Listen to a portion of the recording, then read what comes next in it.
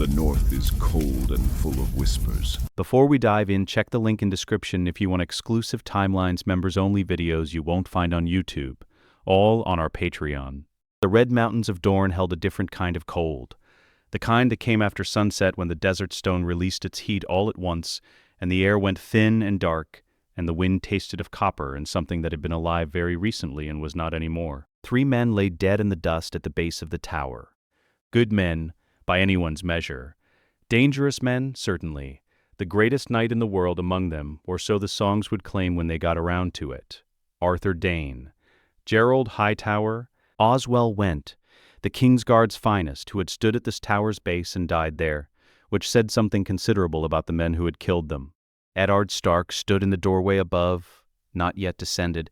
He was 25 years old and looked 40. The war had done that. He held a bundle of cloth against his chest, the way men hold things they are terrified of dropping. Not gold, not a weapon, something that breathed.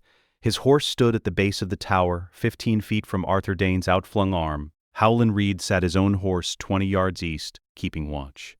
Reed was the only man left. 7 had ridden from the north. 2 came back. The baby made no sound. It had cried itself past crying an hour ago, and now it simply breathed with the rapid, shallow urgency of something very new to the world. Its gray eyes, stark eyes, were open and fixed on nothing in particular. Ned had been standing in that doorway longer than he should have. He knew he needed to move. He knew the war was over, that Robert sat the Iron Throne, that there were things he needed to do and a wife waiting in Riverrun and a brother he was carrying home in a box. He knew all of this. He could not make himself take the first step down, because the first step down meant it was real.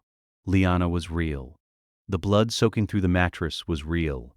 The child was real and its mother was not, and the promise she had extracted from him in those last minutes was the most expensive thing he'd ever agreed to. He had agreed without hesitation, which meant it was also the truest thing he'd ever done. He took the step. He was at the base of the tower, Reed beside him, when the horses came over the ridge. Not one horse, not a scout. 30 riders in formation, their cloaks Lannister crimson in the last of the moonlight, moving with the unhurried precision of men who were not in a hurry because they already knew what they were going to find. They spread in a crescent around the tower's base without being told. Their captain raised one fist, and the column stopped. No one spoke. No one needed to. Then, from behind the column, at a walk that communicated it was a choice and not a limitation, a single rider came forward. Tywin Lannister was 41 years old and had already looked the same for years. The gold of his hair was untouched at his temples, his build still the hard-edged frame of a man who had fought in his own wars rather than directed other men's. But the rest of him was armor, not the plate he'd wear in battle, tonight just riding leathers and a Lannister cloak, but armor in every other sense. The posture, the absolute stillness of his hands on the reins, the way his gaze moved across the 3 dead Kingsguard without lingering, cataloging each body and filing it away, and moving on before most men would have finished blinking. He stopped 10 feet from Ned Stark. He looked at the bundle in Ned's arms. He said nothing, for a moment that lasted longer than it had any right to. "Lord Stark," Tywin said. His voice was a thing without weather. Lord Tywin. Ned's was the opposite. Flat, controlled, every degree of that control visible as effort. Tywin's gaze moved to the 3 bodies, then back to Ned. 3 of the Kingsguard's finest. "You've had an eventful evening." "The war is over." "Yes," Tywin said, "it is." He let that settle. Then, the child. Ned's arms tightened, not visibly, but Tywin saw it. "Mine," Ned said. Tywin looked at him. The look did not argue. It simply waited, patient and immovable, for Ned to hear what he'd just said and consider whether he believed it. "A bastard," Ned added, "born of a woman I won't name. I'm taking him north." "And his eyes," Tywin said, "gray, very northern." A pause. Rhaegar's last Kingsguard standing over a remote tower in Dorne. A woman inside who did not survive childbirth, and a child with the bone structure of a house that is not yours. Another pause, shorter this time. "I've already spoken with the maester who attended her in the final weeks. Before I rode out." Ned said nothing. There was nothing to say. The ground had opened and there was no other side of it. "Tell me," Tywin said, "and I will know if you lie. Is the child legitimate?" The wind moved through the mountain pass. One of the horses shifted its weight. The baby breathed its rapid, shallow breath against Ned's chest. She said yes, Ned said finally. The words cost him something. Everything, perhaps. A septon. A secret ceremony before witnesses she trusted. She said Rhaegar. He stopped. Did not take her, Tywin finished. She went willingly. He nodded once, slowly, as a man does when a calculation resolves precisely as expected. Then this child is the true-born heir of Rhaegar Targaryen, the rightful king of the Seven Kingdoms, if one were inclined to follow the line of succession rather than the outcomes of battles. He let that sentence lie flat on the ground between them. Which Robert would not be. Robert would kill him, Ned said, and the word him came out with something close to violence underneath it. The moment he knew. Without a second thought, Tywin agreed. He killed the others. His voice did not change. It never changed. Both of them, the girl and the infant. I presented their bodies to him myself, wrapped in Lannister crimson. Robert was satisfied, or satisfied enough. He paused. The boy lives, Lord Stark. That is the only fact of this conversation that will matter to you in the morning. You'd use him, Ned said. The moment it served you, you'd put him on a block. If I wanted him dead, I would have given the order from the ridge. Tywin's horse had not moved. Tywin had not moved. I want him alive. I have wanted something alive this specifically only a handful of times in my life, and in each case I was correct about why. He looked at the bundle. Rhaegar's true-born son, raised inside Lannister walls, educated in Lannister methods, with no knowledge of his parentage until the moment knowledge becomes useful. That is the most consequential instrument of power remaining in this world. He is also the last Targaryen heir in existence, which means he is either mine or he is Robert's.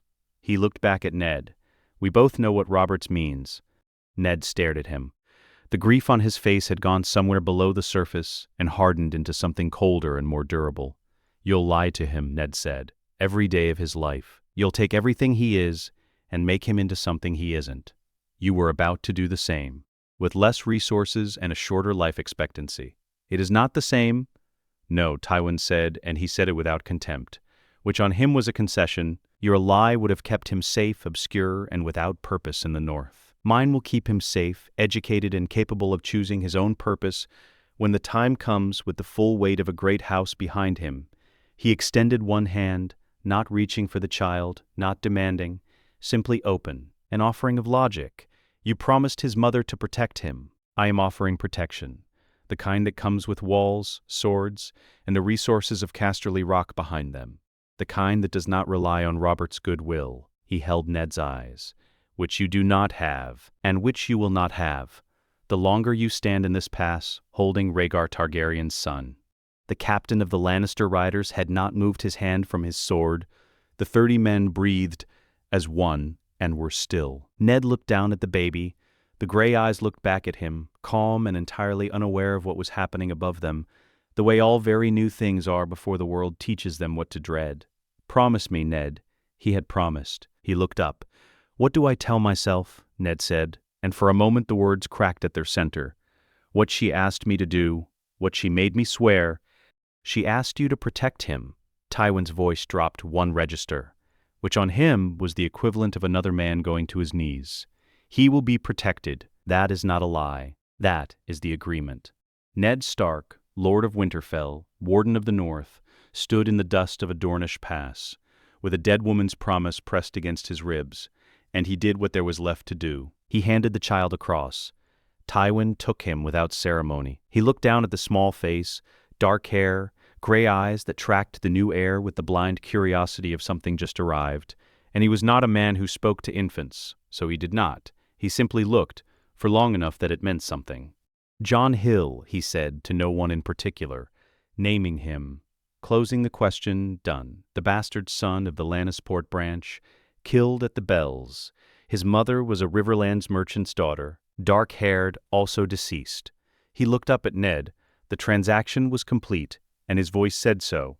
You will find that story holds better than most, because neither parent can be disproved. Lord Stark, the words came precisely measured. You will keep this, not for my benefit, for his. The moment the truth leaves your mouth, the boy belongs to Robert's fury, and we both understand how Robert resolves Targaryen complications.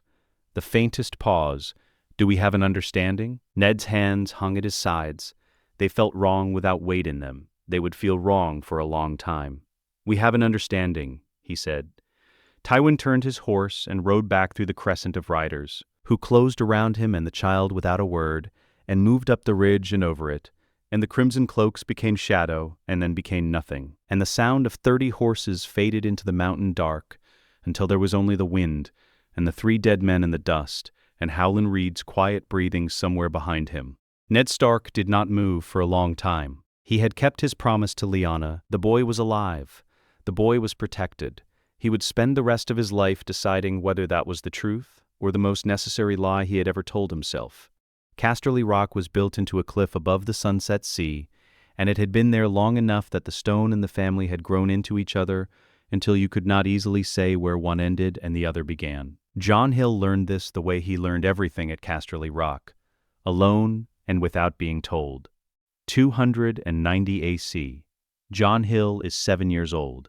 Tywin's solar looked west over the water, and in the late afternoon the light came through the high windows at an angle that turned everything amber and hard-edged.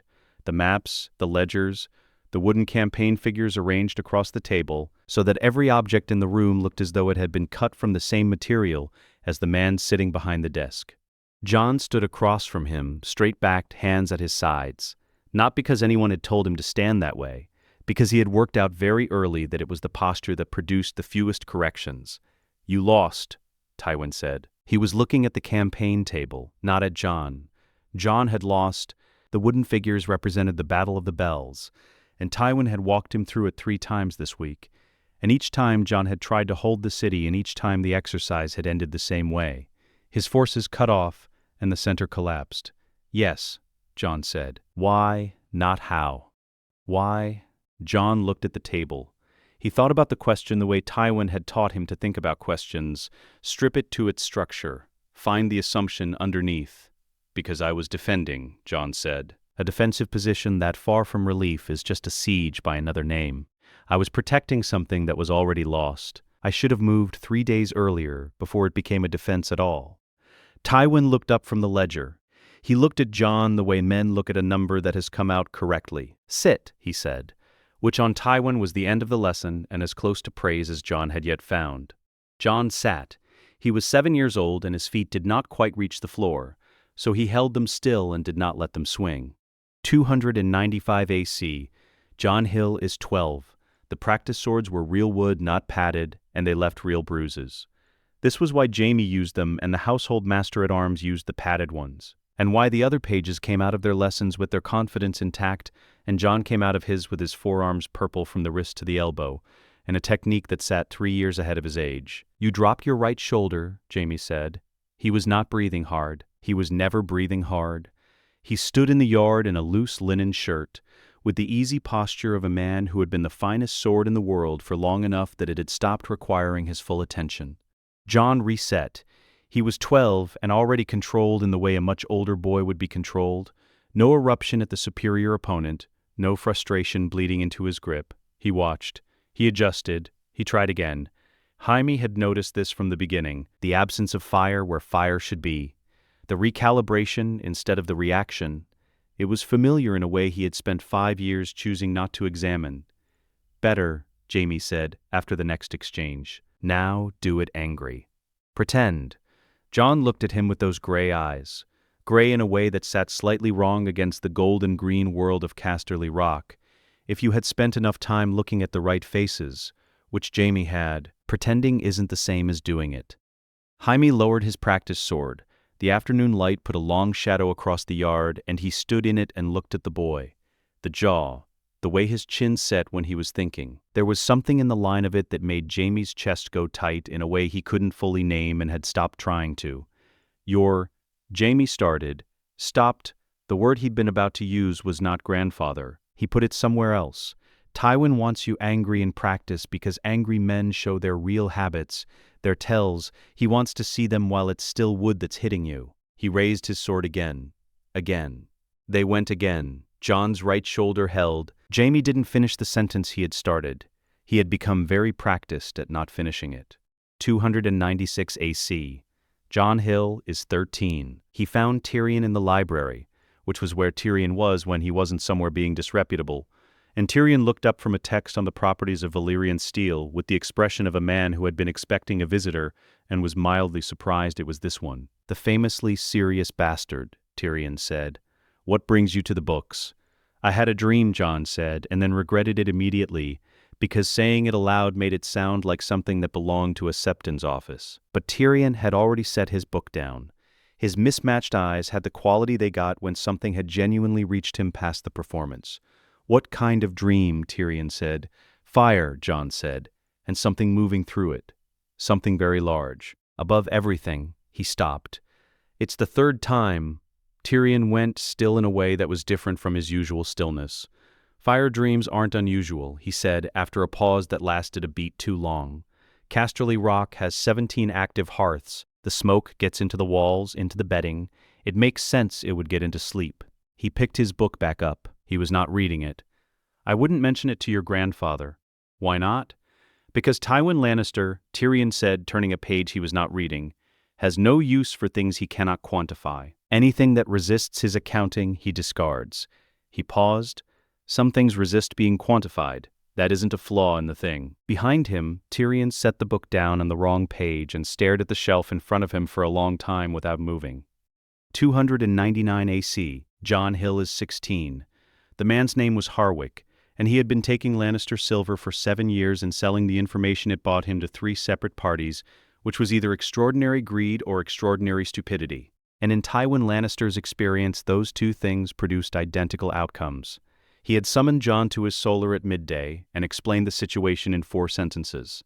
Then he had said, "Handle it. I want to see how." Jon had nodded and left without asking what handle it meant, which told Tywin something. He came back 3 hours later and explained what he had done. He had found Harwick privately, without witnesses. He had told him that the evidence was complete, that Tywin was already in possession of all of it, and that Harwick had until the second bell of the evening to remove himself and his family from the Westerlands permanently. He had said this without raising his voice. He had said it once. Harwick had been gone before the bell. "You didn't kill him," Tywin said. "A dead informant is a closed door. A living one who has felt this house's reach, who knows what it means to cross it and survive only by our permission, is a lesson that spreads." Jon's hands were folded in his lap. Killing him would also have produced a body. Bodies require explanations. The absence of a man requires nothing. Tywin looked at him. He had given Jon no information about Harwick's contacts, no detail about the buyers, no indication of what a clean resolution would look like. He had said, "Handle it," and the boy had stripped the obvious answer from the problem and found a better one underneath, unprompted. "Sit," Tywin said. Jon was already sitting. "There is something you should understand about King's Landing," Tywin said. He did not look up from the document on his desk. "You will be accompanying me when I go. The capital is not Casterly Rock. What functions here through reputation and accumulated control functions there only if you can maintain both at once, in a court full of people whose purpose is to locate the places where other people's armor doesn't meet." The quill moved. "You have gaps, Jon. Everyone does. The difference between a man who survives that court and one who doesn't is whether he knows where his are before someone else finds them." "Where are mine?" Jon said. Tywin set the quill down. For him, it was as close to an honest hesitation as existed. "You want things to carry weight," Tywin said. "You want what you do to mean something beyond its immediate function. That is not a Lannister quality." He picked the quill back up. "It is not always a liability, but in King's Landing it will be the first seam men reach for. Be aware of it." Jon said nothing. Through the high windows the sunset sea was the color of old iron under a winter sky. The Raven came the following morning. Jon was in the training yard when the maester crossed it at a pace that was not quite running, which was its own kind of message, and by the afternoon the news had moved through the rock the way all significant news moved through Casterly Rock, without announcement, simply present everywhere at once. Robert Baratheon was calling his hand. Joffrey would be crowned. Tywin Lannister would go south, and with him would go the weight of a great house in motion, servants, gold, guards, the whole mechanism of Lannister presence. And Jon Hill, bastard, 16 years old, raised on campaign maps, and the particular instruction of a man who had never once done anything for a reason he hadn't already calculated 3 steps beyond. He stood in the empty yard long after the light had gone flat and gray, turning a practice sword end over end in one hand, thinking about what Tywin had said. You want things to carry weight. He did. He always had. He could not find where it came from, which troubled him in the way that unsourced things troubled him. Not with anxiety, but with the cold, patient dissatisfaction of an incomplete accounting. Casterly Rock was the only place he had ever been. He would find out, perhaps, what he was made of when it was somewhere else. The Red Keep smelled of ambition and old smoke, torch resin, and the particular sweetness of too many perfumed people inside too much enclosed stone. After 16 years of Casterly Rock, where everything smelled of salt and open sea, and the iron sharpness of the forges buried far below, King's Landing hit Jon Hill like a correction. Everything was louder. Everything was closer together. Everything wanted something from everything else, and didn't particularly trouble itself to conceal it. Jon walked 3 paces behind Tywin through the gallery leading to the small council chamber, and noted the faces the way he had been taught to note them, not by staring, but by letting them accumulate while his eyes moved steadily forward. Lords positioned slightly wrong for casual standing. Servants whose tasks didn't quite explain their locations. Guards whose attention tracked Tywin for a half-second longer than professional courtesy required. Tywin moved through all of it the way water moves through pipes, not effortlessly, exactly, but with the complete absence of friction that comes from understanding the shape of the thing you're moving through. Jon had spent 16 years watching him do this. He was beginning to understand it as a learnable thing. The small council chamber had a long table and high windows looking south toward the bay, and the men already seated around it arranged themselves relative to Tywin with the careful involuntary precision of objects near something with significant mass. Grand Maester Pycelle was too warm in his greeting. Varys was exactly warm enough, which was worse. Littlefinger, Lord Baelish, Master of Coin, a man whose smile arrived slightly before any reason for it, looked at Jon with the idle cataloging interest of someone who collected information the way other men collected debts. Jon stood at the chamber's edge, neither seated nor introduced. This was deliberate. Tywin had said before they entered, "Watch the room, not the people, the room. See how it breathes." Jon watched the room breathe. It breathed in short, careful intervals. Every sentence at that table contained a second sentence underneath it. Every agreement was a measurement. When Varys spoke, he was finding things out. When Littlefinger spoke, he was moving things to positions he had already decided on, and the talking was just the visible part of it. Tywin spoke infrequently, in complete sentences, and when he did, the room's rhythm changed slightly, the way a hand changes a drum. Jon took note of all of it and said nothing. He was the only person in the room who had been explicitly told to say nothing, which meant he was also the only person in the room who had been explicitly told to listen. He understood why Tywin had structured it that way. He was learning the room before the room learned him. He found Ser Barristan Selmy in the corridor outside the armory on the 3rd day. It was not arranged. Jon was returning from the yard, where he had been testing the castle's practice equipment against what he was used to. Lighter, the southern preference for speed over endurance.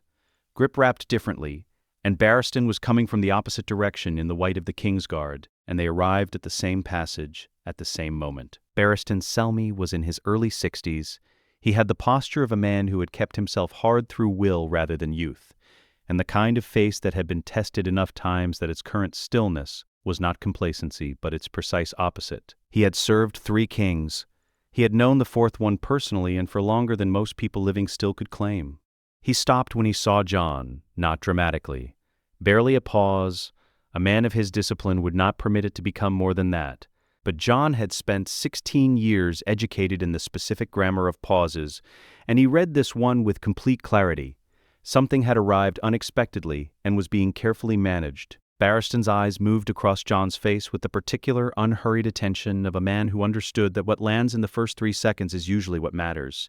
"Sir Barristan," Jon said. "Jon Hill, Lord Tywin's ward." "I know who you are," Barristan said. His voice was even.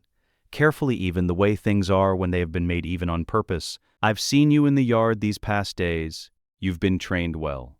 By Sir Jaime, mostly. I can see that."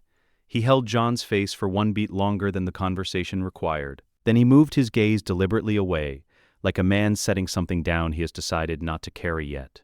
"Welcome to King's Landing, Jon Hill." Jon stood in the corridor and considered the specific quality of those 3 seconds. Then he filed them and walked on as well. He did not mention it to Tywin. He wasn't certain why, except that Tyrion had said years ago that some things resist being quantified. He was beginning to understand the second half of that. Some things resist being said aloud before you know what they are. He saw Eddard Stark for the first time 4 days after arriving. Jon knew Stark by face from the portraits that moved through noble correspondence. A long northern face, gray eyes, the particular economy of movement that came from a life where unnecessary motion was something the cold punished. He had read the man's history before coming south the way he had read everyone's history. Facts first, texture after. The texture, he found, matched the facts precisely. Stark moved through the red keep the way an honest man moves through a dishonest room. Not uncomfortable, but deliberate, as though he was calculating the minimum contact required with each surface and extending no more than that. They came face to face in the gallery overlooking the main courtyard. Jon was walking with Tywin's steward. Stark was walking alone, which Jon noted. A man of his standing moving without guards through a castle full of Lannisters was either very confident or very stubborn, and from what Jon knew of the man, it was probably both in equal measure. Stark saw the steward first, then his eyes moved to Jon, and something happened in Ned Stark's face that Jon had not anticipated. It was gone in under a second. Whatever it was, recognition was not quite the right word, because they had never met and Jon was not significant enough to have a face that preceded him. It crossed Stark's expression the way a shadow crosses ground when something moves above the sun. There, and then not there, the removal of it requiring the same quality of effort as the suppression itself. Jon placed it in the same category as Barristan's pause. Neither was explicable yet. Both were real. Lord Stark, the steward said. Aldrich. Stark had learned the household names, which told Jon something. Then, to Jon, with the careful neutrality of a man exercising it precisely, I don't believe we've met. You rode with Lord Tywin's party. Jon Hill, his ward. Stark reached for the handshake and held still for a half-beat before taking it. Not rudely, as though the gesture itself had created some small obstruction his mind was working around. Then his grip came, northern and full, without performance.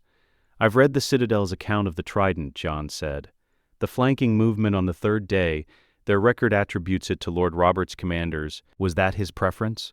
Stark looked at him. The question was genuine, and he read it as such, because something in his face changed, the deliberate neutrality becoming something slightly less managed. It was, Stark said, he didn't want victories recorded as one man's decision. He thought they should belong to the army. And defeats? Something moved at the corner of Stark's mouth. He was less consistent on that point. They parted without further conversation. Jon continued down the gallery.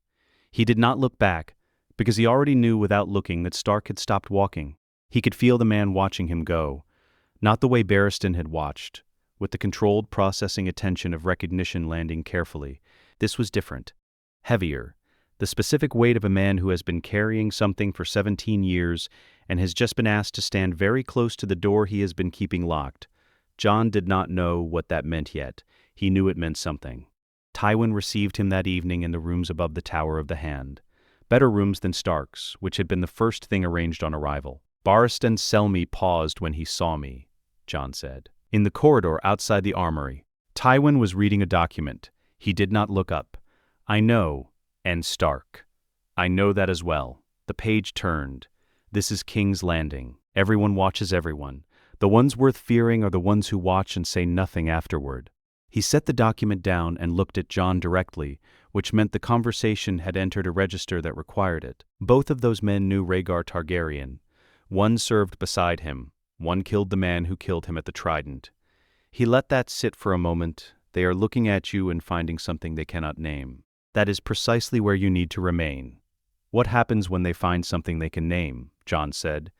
Tywin considered this with the patience of a man who had already considered it from every available angle. By the time that becomes possible, it will be at a moment of my choosing. He picked the document back up. Stay visible. Train in the yard where Barristan walks in the mornings. Eat in the hall where Stark can see the table. Be unremarkable in every way that might otherwise require effort. The most durable cover is the one that needs no maintenance. Jon moved to leave. Jon, Tywin did not look up. Stark will try to speak with you again. He will not be able to help himself. When he does, let him. The quill moved. And listen to what he doesn't say. With that man, it will be considerably more than what he does. That night, Jon stood at his chamber window and looked out over King's Landing. The thousand fires of the city below the hill, the smell of the bay coming off the water in the dark, the noise the city produced constantly, even in the small hours, as though it was incapable of stopping itself. He thought about what Tywin had described. A gambit. He was the piece being positioned.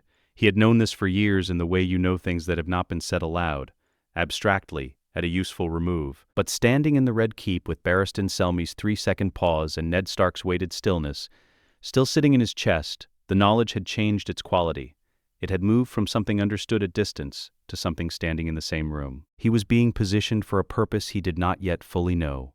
He had been positioned for a purpose he did not fully know his entire life.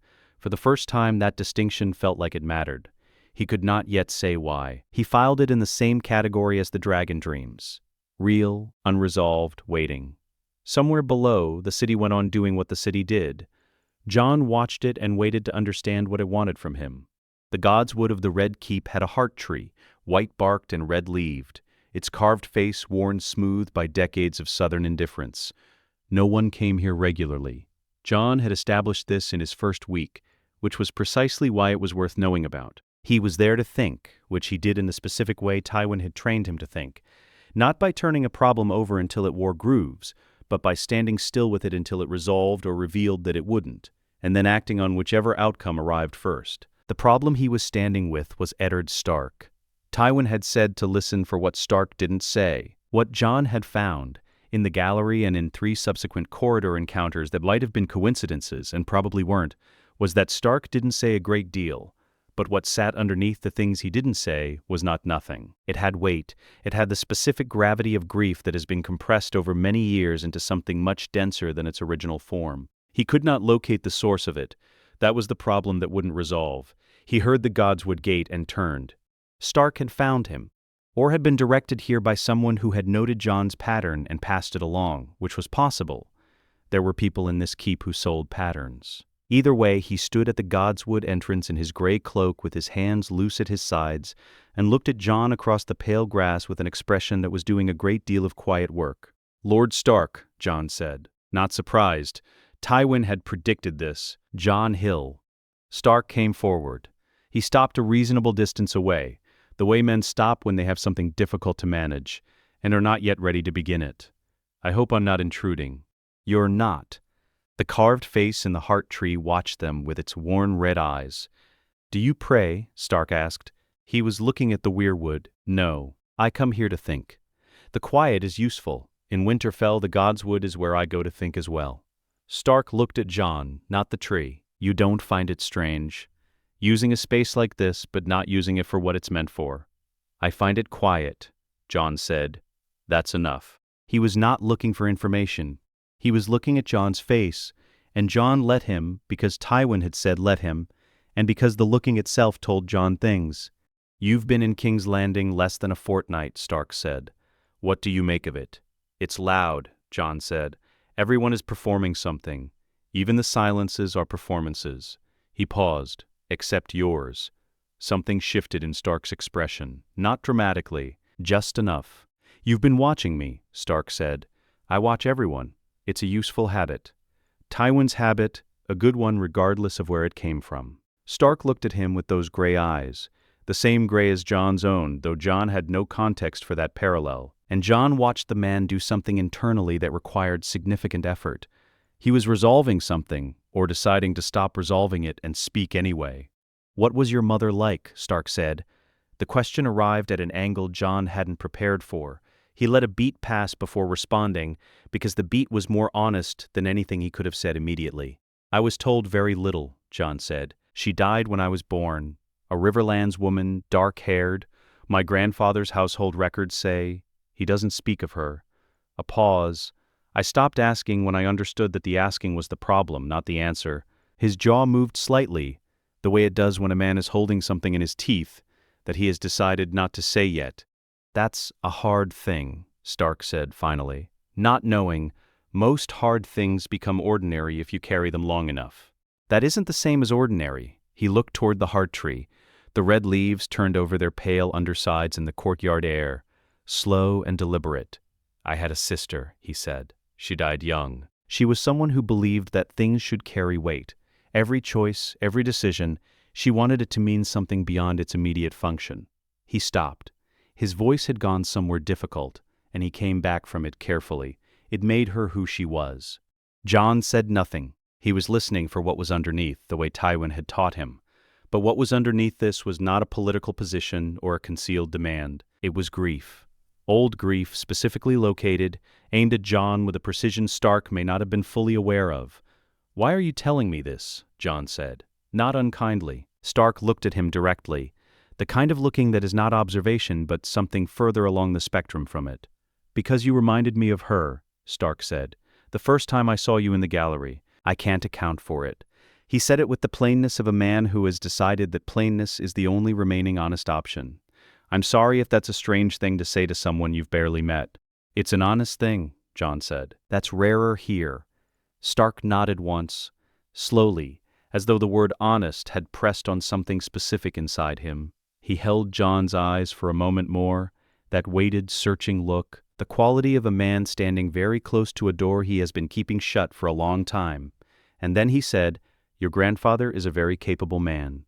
"Yes, capable men," Stark said, "are not always the same as good ones." He held Jon's gaze. "It's worth knowing which you're looking at before you've been in service long enough that the distinction stops being visible." He left before Jon could respond, walked back through the Godswood Gate with the particular straightness of a man who has done something that cost him and intends to keep the cost internal. Jon stood in the Godswood and thought about a Riverlands woman with dark hair who had died when he was born, and a northern girl who believed things should carry weight, and why those two separate pieces of information had settled in the same place in his chest. Barristan Selmy came through the gate 10 minutes later. He had not followed Stark. He arrived from the opposite entrance and stopped when he saw Jon, as he had stopped in the armory corridor 5 days ago.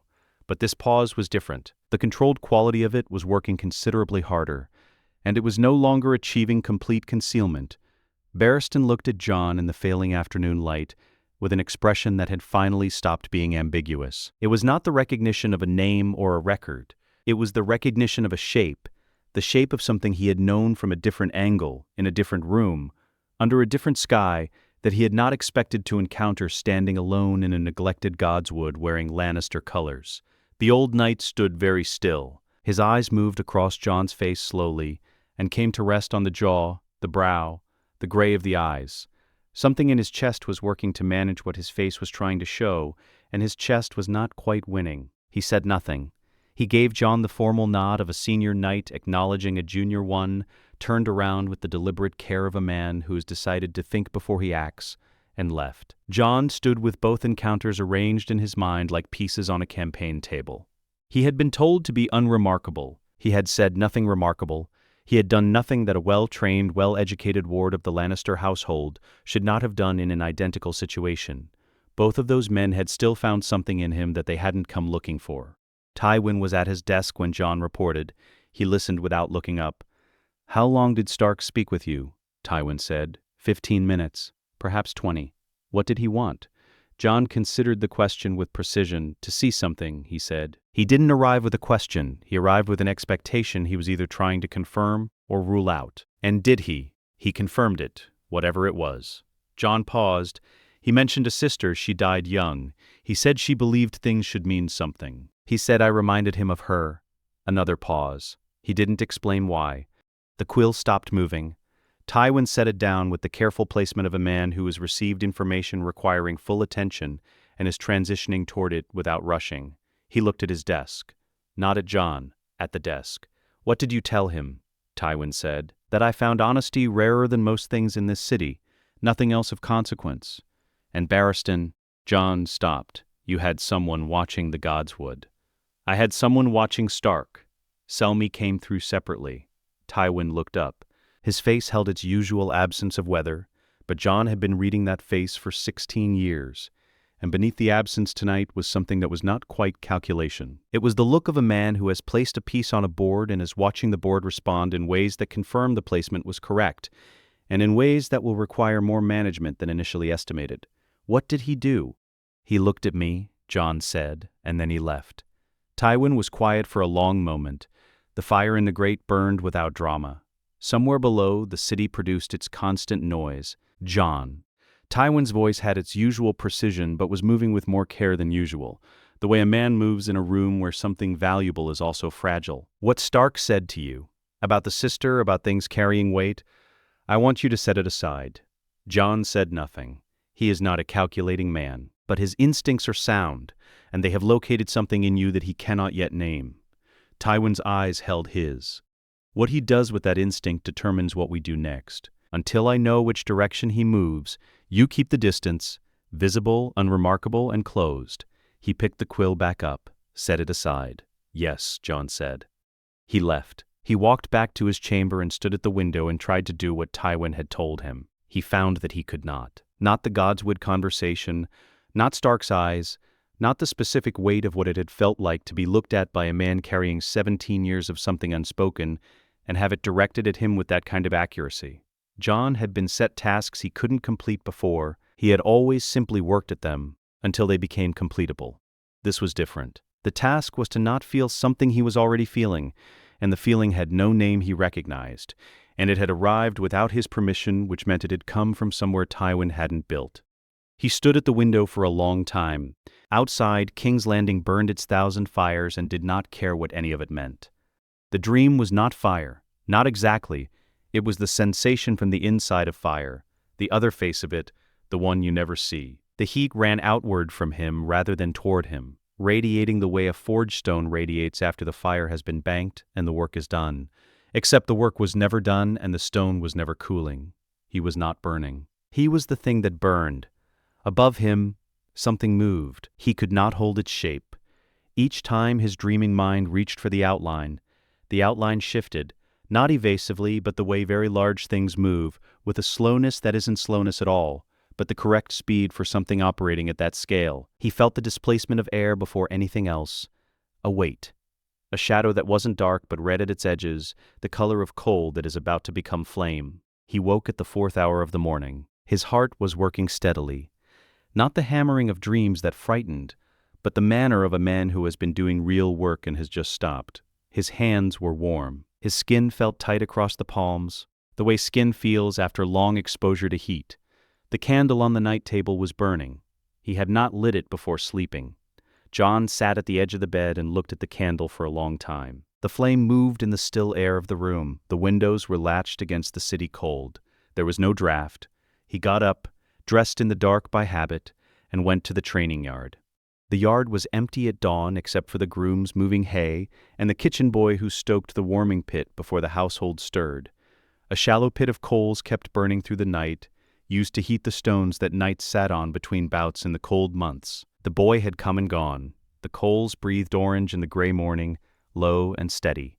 Jon worked through his forms alone. Footwork first, then blade work, the sequence so ingrained after 16 years that his body ran through it independently of his mind, which left his mind free to work on the problem of the candle and what the candle meant or didn't mean or could not possibly mean. He was on his 4th repetition when he realized his right hand was over the pit, not near it, over it. He had reached across the warming pit for the water skin he had left on the far stone, and his hand had passed directly above the coals, close enough that he should have felt the heat building immediately, the instinctive warning a body gives before a burn, and he had felt nothing except the weight of the water skin when his fingers closed around it. He looked at his hand. He turned it over. He looked at the palm. Unmarked, he held it over the pit again. Deliberately this time, lower, the warmth arrived. He was not numb, the heat registered, but slowly and from much further away than it should have. He could feel it the way you feel a fire in a room you're standing at the far end of, not the way you feel coals 6 inches below your open palm. He straightened up.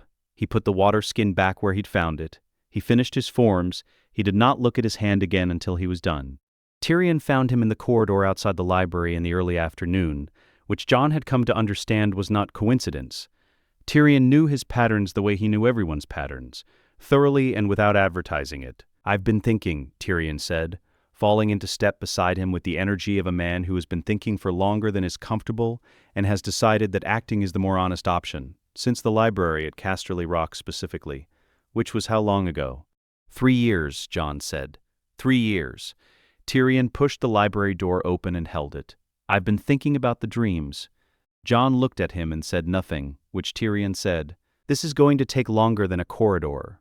Jon sat, Tyrion poured 2 cups from the decanter on the reading table and set one in front of Jon with the focused attention of a man performing a ritual he has decided to complete correctly. "How long?" Tyrion said. "Since I was 13. You know that. I know about the first one. Fire, something moving in it. You called it large." Tyrion sat across from him and held his wine without drinking it. "You said at the time it had happened 3 times. How many times since?"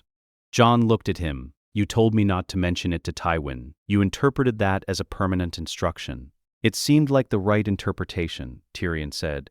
"It was not the same as telling you not to mention it to me." He looked at Jon directly. "How many times since?" Jon considered the question. The answer was not what either of them had been operating as though it was. "Regularly," he said finally. "Every few weeks for the past year, more often recently." He stopped. "Last night I woke and found the candle burning. I hadn't lit it before I slept." Tyrion was quiet for a moment. That was doing significant work. "Jon," he said, "I'm going to ask you something, and I need you to answer without the Lannister habit of deciding first whether the information is safe to give." He set his wine down. "Has anything else happened?" "Not the dreams, while you were awake. The training yard. The warming pit. The hand that should have recoiled and didn't." "This morning," Jon said, "I held my hand over a coal pit. Longer than I should have been able to." He paused. "I didn't burn." Tyrion went very still, the involuntary stillness of a mind receiving information it has been expecting and dreading simultaneously, rapidly rebuilding around it. "You should know," Tyrion said carefully, "that I have read an uncharacteristic amount about House Targaryen over the past 3 years. Maester Crelin has twice requested I return specific texts to the Casterly Rock library. I haven't returned them." He looked at Jon with those mismatched eyes, and what was in them was not the usual armor of wit. It was something quieter and considerably more serious. "There are things documented in those texts about the Targaryen bloodline that the Citadel prefers to categorize as superstition." Jon said nothing. "Fire," Tyrion said. "Specifically, a documented tolerance for heat far beyond the normal human range in those who carry the blood most strongly. Not immunity. The history is explicit that Targaryens can burn, have burned, but a threshold that sits significantly above where it sits for other men." He picked up his wine. "For 2 centuries it was attributed to proximity to dragons. The dragons have been dead for over 100 years. He paused.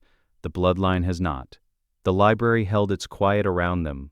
Outside, the Red Keep went on doing what the Red Keep always did." "You've known something," Jon said. "Not an accusation, a recognition." "I've suspected something," Tyrion corrected. "For 3 years. Since the Casterly Rock library. I didn't know what to do with a suspicion I couldn't verify, so I read, which is what I do with things I cannot immediately resolve." He looked at Jon squarely. "I still cannot verify it. I have no proof beyond what you've just told me, and what I've been watching for 16 years. The thing in you that is not Lannister, that was never Lannister regardless of how well my father built around it." He paused. "But I think you need to know that someone other than you can see that it exists." "What do you think it is?" Jon said. Tyrion held that question the way careful men hold things they have decided to answer honestly, rather than safely. "I think," Tyrion said, "that Jon Hill is an excellent story, well-constructed, internally consistent, built by the finest strategic mind in the 7 kingdoms. It has held for 17 years, which is extraordinary." He met Jon's eyes.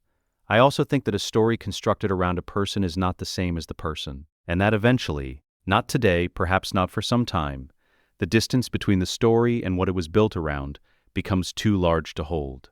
He finally drank. "I'm not telling you what to do with that. I'm not certain what I would do with it myself. I'm telling you because you deserve to know that someone in this city can see the seam, and that the seam is not a flaw in you." He stood. "It's just where the story ends, and you begin." Tyrion. Jon's voice stopped him at the door. "Why are you telling me now?"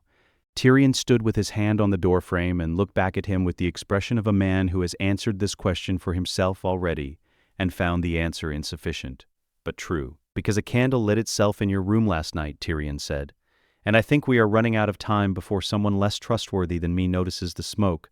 He put the wry quality back into his voice, thin and deliberate, the shield going up. "Don't mention the candle to my father, and write down how long you can hold your hand over the coals. Think of it as data." He left. Jon sat in the empty library with his palms flat on the table in front of him and looked at them for a long time. Eddard Stark wrote 2 letters that evening. The first went north to Winterfell, to Maester Luwin, requesting a specific passage from a specific genealogical text that he could not request through the Citadel without the request being noted by someone. The second went to the Neck, to Greywater Watch, to a man who had been at the Tower of Joy and had not spoken of it since, and would not speak of it now without cause he considered sufficient. Ned folded the second letter and sealed it, and held the wax above the flame until it set.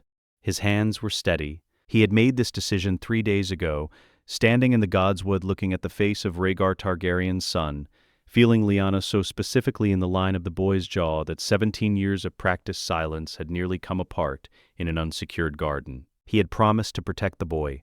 What was happening in this city, what Tywin was building, what John Hill was becoming inside it, was not protection. It was something else entirely, something Lyanna had not been asked about and would not have chosen. And Ned had spent 3 days exhausting every remaining argument for continuing to treat her choice as though it no longer mattered because she was no longer here to make it. He had run out of arguments. He gave the letter to his most trusted rider. He did not sleep.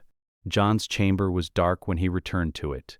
He lit the candle on the night table with the steel and flint from the shelf, deliberately this time, and watched the flame find its shape. Then he held his index finger above it, 1 inch above the tip of the flame, where the heat should have been immediate.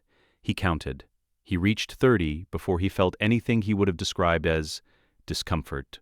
He withdrew his hand. He sat on the edge of the bed. He looked at the flame burning with complete indifference to what it had just told him. And he sat with the fact of it the way Tywin had taught him to sit with things that had resolved into something difficult. But this was not difficult in the way Tywin's problems were difficult. This had no political solution, no cover story, no document that could be adjusted, and no record that could be controlled. Whatever this was, it was older than the name he'd been given for it, older than Casterly Rock, older than the story Tywin had built and the walls he had built it inside. Jon blew the candle out and sat in the dark. For the first time in 17 years of careful, thorough construction, he could feel the edges of the thing that the construction had been built around. It was not Lannister, it had never been Lannister, and it was awake. The news came the way bad news always came in King's Landing. Not announced but circulated, moving through the castle's information channels the way water moves through stone. By finding every available crack, Eddard Stark, Lord of Winterfell, Warden of the North, had been arrested in the throne room on charges of treason. The witnesses were numerous. The outcome within the Lannister wing of the Red Keep was being discussed with the measured calm of people who had expected this particular result and had simply been waiting on its timing. Jon heard it from Tywin's steward, who delivered it with the neutral efficiency of a man whose function required him to have no feelings about information. Jon was in the training yard. He was holding a practice sword. He set it against the rack with the careful, deliberate motion of someone who has decided that whatever they do next, they will do slowly. He had known Stark for 6 weeks. He had spoken with him 3 times. The man had said things about a dead sister, and had looked at him with 17 years of something unspoken, and had used the word honest in a city where honesty was a liability. Jon went to his chamber and sat on the edge of the bed and looked at the wall for an amount of time he did not measure. Then he went to Tywin's solar. Tywin was reading when Jon entered. He did not look up. "Sit," he said. Jon sat. "You've heard about Stark." "Yes." "Then I don't need to explain what comes next." Tywin set the document down and looked at Jon directly, which in him always meant the conversation required it. "The North will call its banners. Robb Stark is 16 years old and has his father's disposition, which means he will do the honorable thing rather than the intelligent thing. The honorable thing is to march south. The Riverlands will follow. The Tullys are Stark allied by marriage, and they have no other viable position." He paused. "The Lannisters will need a response in the field, not simply men, a commander." Jon said nothing. "You have had 16 years of preparation," Tywin said. "You understand formations, supply lines, the relationship between speed of movement and strategic surprise. You understand the difference between a decisive engagement and a grinding one. You understand, which most men commanding armies do not, that a battle won at great cost is frequently worse than a battle avoided." He held Jon's gaze. "I am giving you 800 cavalry. You will ride with Jaime to the Riverlands and coordinate with him in the field. You are not under his command. You are parallel to it. Your decisions are your own." "You're giving me a command," Jon said. I'm giving you the opportunity to demonstrate that the last 17 years were not wasted. Tywin picked the document back up. There is a distinction. Don't confuse them. Jon sat for a moment longer than was necessary, because there was something he needed to say and he was deciding whether to say it. Stark, Jon said. What happens to him? The quill moved. That is the king's decision. What will the king decide? The quill stopped.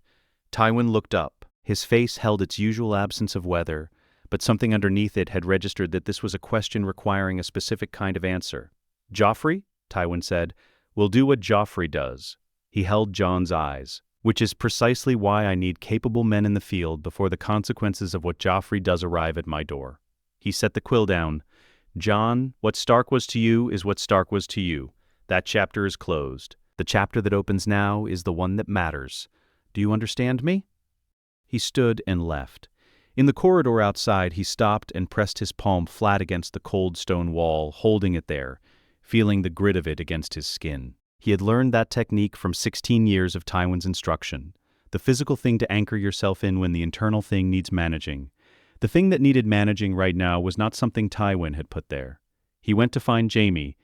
Jaime was already half-armored, a squire working at the gorget, while Jaime held a wine cup with the ease of a man who had been putting on armor in front of people his entire life and had long since stopped finding it worthy of attention. He looked at Jon when Jon entered, the specific look he had been giving Jon since Jon was 12, the one that contained something it never fully said. The old man's given you horses, Jaime said. 800. Good ones, I hope. The Riverlands roads will destroy cheap horses in a fortnight. He drank. Are you ready for this? I was trained for this, Jon said. That's not what I asked. Jon looked at him. Jaime looked back with eyes that had witnessed too many things and kept the accounting of all of them somewhere internal and permanent. I don't know, Jon said. It was the most honest answer he had given anyone in 6 weeks.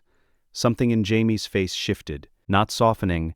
Jaime Lannister did not soften, but becoming less defended, the way a room becomes less defended when the fire has been burning long enough to make pretense uncomfortable. The first command is the strange one, Jaime said, not because of the responsibility, though the responsibility is real. Because of what you find out about yourself when the decision is entirely yours, and there is no one to appeal to above you. He swirled the wine.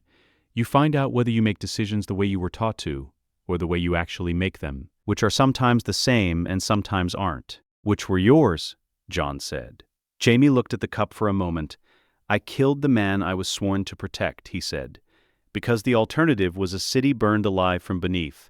I made the calculation. I acted on it. I was right, and no one has forgiven me for it in 20 years, including me. He looked at Jon. So my answer to that question is more complicated than most.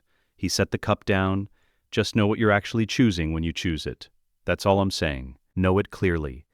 Jon moved to leave. Jon. The voice that stopped him was not the sardonic version or the easy version. It was the one that lived underneath both. Ned Stark is going to die. Joffrey will order it, and Cersei will let him, and it will happen before we're 3 days from the city. He said it with the plainness that plain things require. I know what Stark was to you in the Godswood. I had someone watching too. He paused. I'm sorry. For whatever that's worth from me, which I understand is a complicated question, and Jon stood in the doorway and held that statement the way he'd held his hand over the coals, measuring how long before it required something from him. It's worth something, Jon said. He left. The Riverlands in late autumn looked exactly like what it was, ground that had been fought over so many times it had stopped expecting anything else. The river roads were churned to mud by the passage of armies moving in multiple directions simultaneously, and the villages along the Green Fork sat empty, their inhabitants having developed the specific instinct of people who understand that large numbers of organized men approaching is the correct moment to be somewhere else. Jon rode at the head of his column, with his mind on the ground ahead, and the terrain in his memory and the part of his thinking that Tywin had built running its calculations, rate of advance, supply consumption, the relationship between the land and the options it permitted. He had 2 outriders who had moved through the Riverlands before, and he used them the way they were designed to be used, not to confirm what he already thought, but to find what he'd missed. This was not a thing he had been explicitly instructed in. It was a thing he had concluded from 17 years of watching Tywin dismiss advisors who confirmed his existing positions and retain the ones who contradicted them. On the 4th day, intelligence arrived that Robb Stark's forces were moving south. He read the report twice, Not for the military information, which he had absorbed on the first pass, for the name written in it, Robb Stark. He had never met Robb Stark. He knew him only as the 16-year-old heir to Winterfell, and the son of the man who had stood in a godswood and said, "I had a sister who believed things should mean something," in a tone that had not been meant as instruction but had landed as it. He rolled the report and handed it back. "What direction?" Jon said. "Southeast from Moat Cailin, my lord. He's moving fast for the size of the force. Cavalry at the van, infantry following." How long before he reaches the Whispering Wood? 3 days, perhaps 4. Jon looked at the terrain ahead. He had been reading the tree line since they'd entered the Riverlands, absorbing the ground the way he'd been taught to absorb it. Not as a map, but as a set of possibilities. The Whispering Wood was dense enough to negate a numerical advantage, and open enough to allow cavalry movement for someone who understood what the tree line was offering. He knew what the ground there offered. He knew what Robb Stark's cavalry would encounter when it arrived. He knew, because he had been trained to know these things by the finest strategic mind in the Seven Kingdoms, exactly where the engagement would be most decisive. 3 days, Jon said. Then we move. The outrider left. The column continued its advance through the mud and the gray Riverland sky, pressing down on everything equally. Jon rode at the head of it. He thought about Robb Stark, who was 16, and was doing the honorable thing rather than the intelligent thing, exactly as Tywin had predicted, who was marching south to answer what had been done to his father. He thought about what Tywin had said. That chapter is closed. He thought about what Jaime had said. Just know what you're actually choosing when you choose. He thought about the God's Wood and the quality of Ned Stark's eyes, and the specific weight of 17 years of grief aimed at a face whose significance the man carrying that grief had never been able to say aloud. He thought about 30 seconds above the coals, about a candle that lit itself in a sealed room. He rode toward the Whispering Wood and said none of this to anyone, because he had been built in a place where saying unresolved things aloud was the specific vulnerability that other men were trained to locate and use. But he felt the weight of it. He felt it the way the other boy felt things. Not the Lannister boy, not the story Tywin had built. The one underneath, the one whose edges Tyrion could see the edges of, and Barristan had paused at, and Ned Stark had nearly named in a God's Wood before he'd stopped himself and walked away. That boy was riding toward the Whispering Wood.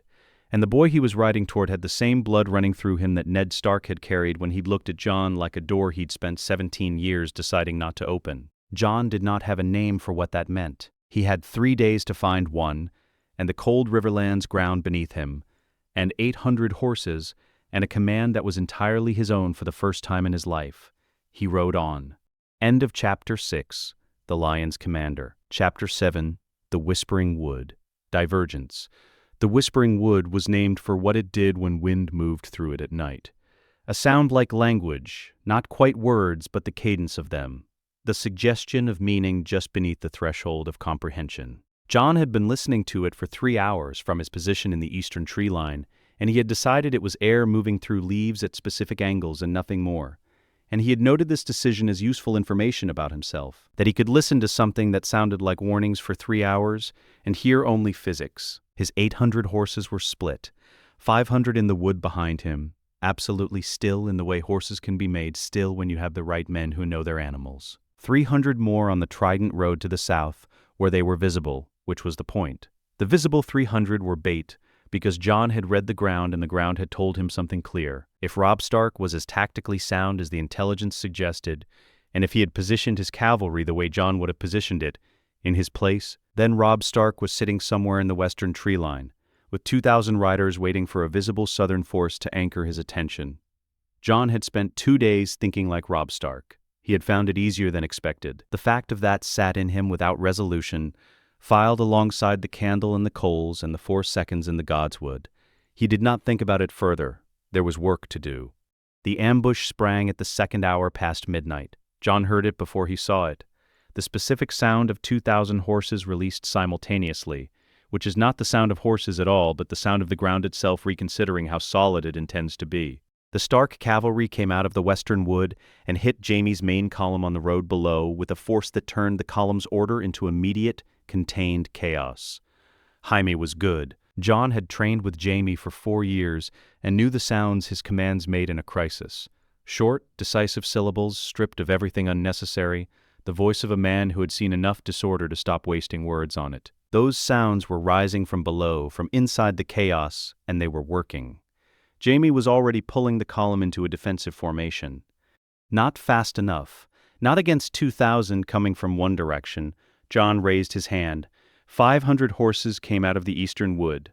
The geometry of the battlefield changed. Robb Stark's cavalry had committed fully to the left flank of Jaime's column, which was the correct move against Jaime's force alone, and the catastrophic move against Jaime's force plus an unseen 500 coming from the east at full speed. Jon's riders hit the exposed right flank of the Stark cavalry. Before Robb's commanders had registered they had a right flank requiring protection. The next 6 minutes did not resolve into a clean account afterward. They resolved into fragments. The shock of contact traveling up through the saddle and into the spine.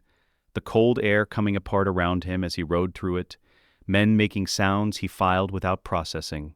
The particular wrongness of a horse that had been moving and suddenly wasn't. He rode through it the way Tywin had taught him to move through chaos, not by imposing order on it, but by reading the direction it was already moving and moving ahead of it. He was looking for a standard, looking for the direwolf banner. He found the wolf first. Gray wind moved through the battle the way water moves, finding the path of least resistance and then becoming the reason there was no resistance remaining at the end of that path. Jon had read accounts of the direwolf from the early Riverland skirmishes. The accounts agreed. It was faster than its size suggested, and it did not respond to stimulation the way animals respond in combat. It responded to intention. It went where the fight needed it before the fight had decided where that was. Jon saw it coming toward him through a gap between two Stark riders. He did not pull his horse aside. He did not reach for a weapon. He held still because something in him, not the calculated part, not the part Tywin had built, held still without instruction, and the rest of him followed. Gray wind stopped, not feet from Jon's horse, on a battlefield with 2,000 moving parts generating continuous noise and heat and the smell of blood and turned earth. The direwolf stopped. It was large, larger than any wolf Jon had seen, built with the particular density of something that had no instinct for its own limits, and it moved with a speed that made its stillness now feel like a deliberate choice rather than an absence of motion. Jon looked at it, close enough to see the texture of its fur against the dark, the pale color of its eyes, a deep, specific gray, the color of the sky above Casterly Rock in winter, the color of certain eyes Jon had encountered in a godswood, the color that kept appearing in his life from directions he hadn't anticipated. The direwolf was looking at him with an attention that had nothing to do with threat assessment. It was looking at him the way animals look at things they recognize and cannot account for recognizing. It lasted 4 seconds. Then something shifted in it, a decision, or the animal version of one, and it turned and went back the way it had come, back into the Stark cavalry, and Jon sat on his horse in the middle of the whispering wood with his hands completely still. His outrider pulled alongside him. The man had seen it. His face was the specific white of someone who has witnessed something and already knows he will not be able to explain it. "My lord," the outrider said, "find the Stark standard."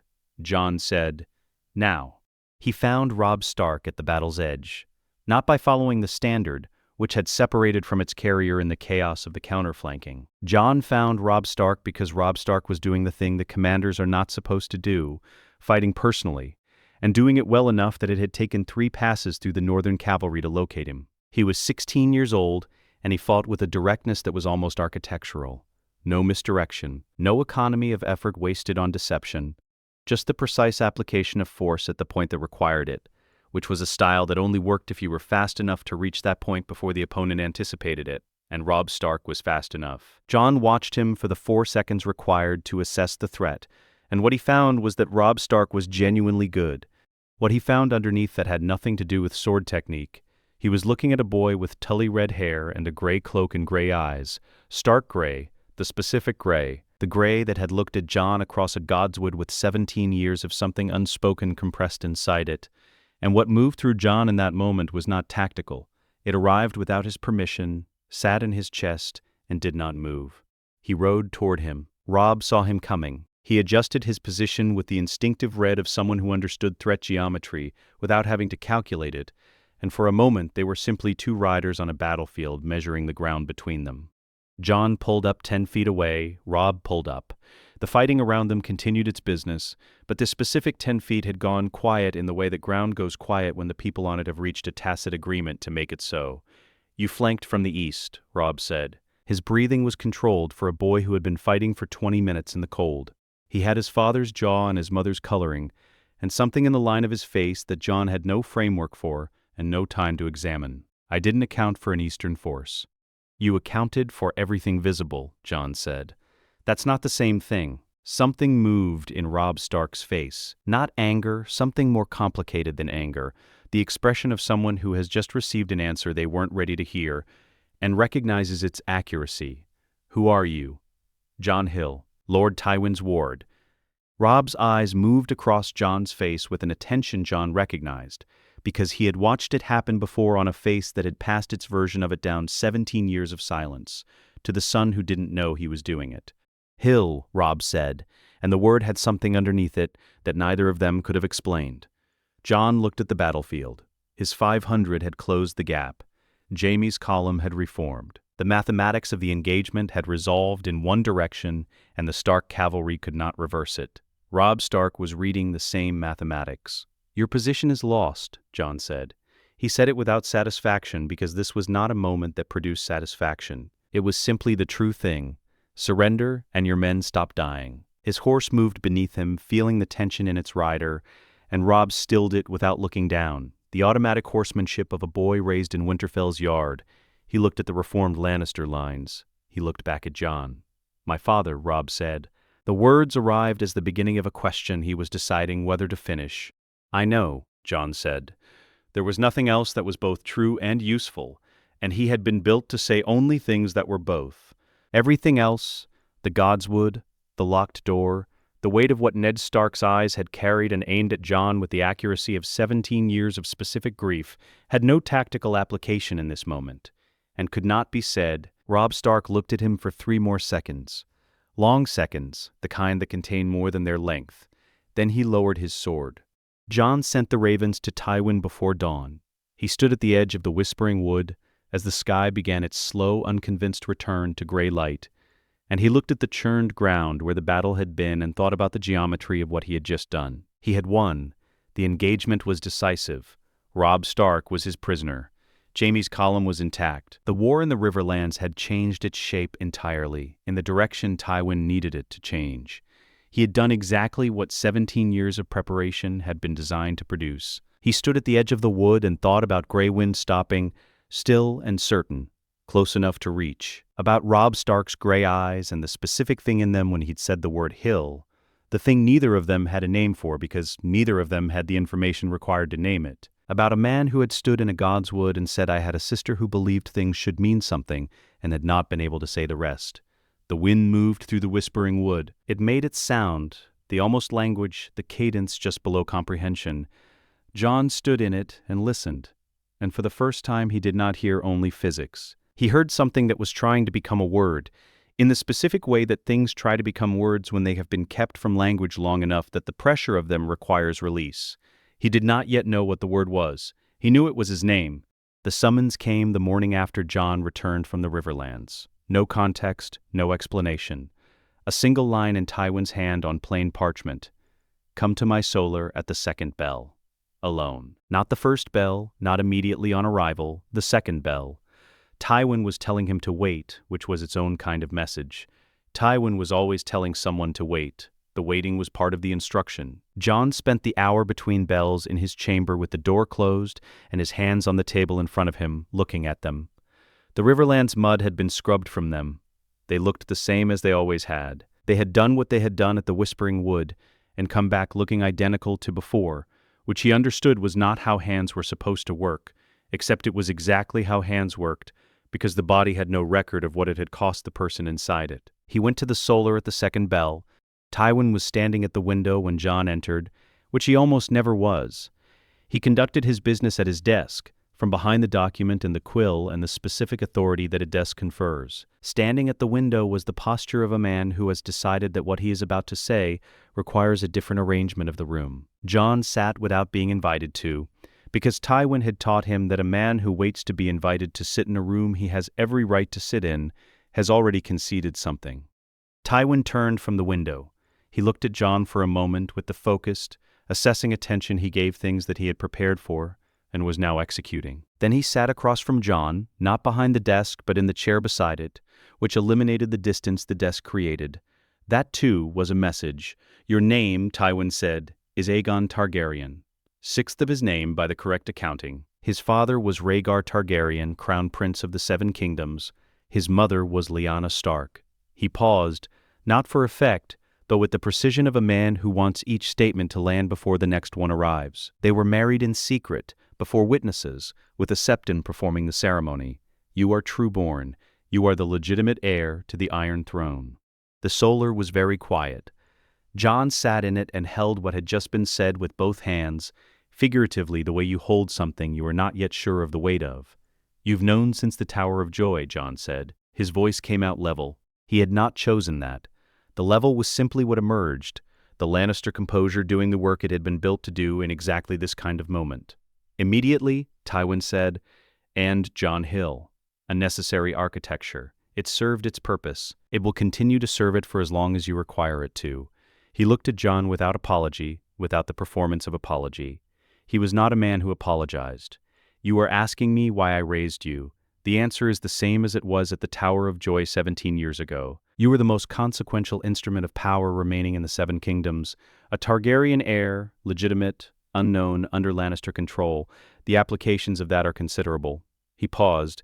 The difference now is that you know it, which makes you more useful, not less. Jon said nothing.